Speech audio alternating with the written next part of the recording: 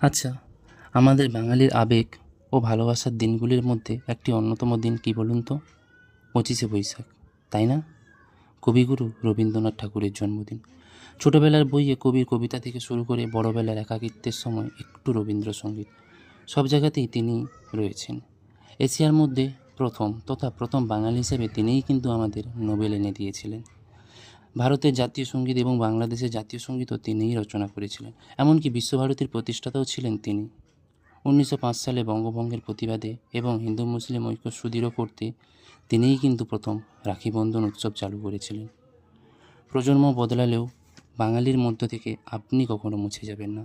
হে কবিগুরু, আপনি আমাদের বাঙালির এক আলাদা আবেগ, এক আলাদা অনুভূতি।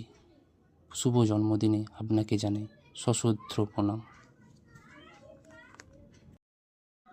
আচ্ছা, আমাদের বাঙালির আবেগ ও ভালোবাসার দিনগুলির মধ্যে একটি অন্যতম দিন কী বলুন তো? ২৫শে বৈশাখ, তাই না? কবিগুরু রবীন্দ্রনাথ ঠাকুরের জন্মদিন। ছোটবেলার বইয়ে কবির কবিতা থেকে শুরু করে বড়বেলার একাকিত্বের সময় একটু রবীন্দ্রসঙ্গীত, সব জায়গাতেই তিনি রয়েছেন। এশিয়ার মধ্যে প্রথম বাঙালি হিসেবে তিনিই কিন্তু আমাদের নোবেল এনে দিয়েছিলেন। ভারতের জাতীয় সঙ্গীত এবং বাংলাদেশের জাতীয় সঙ্গীতও তিনিই রচনা করেছিলেন। এমনকি বিশ্বভারতীর প্রতিষ্ঠাতাও ছিলেন তিনি।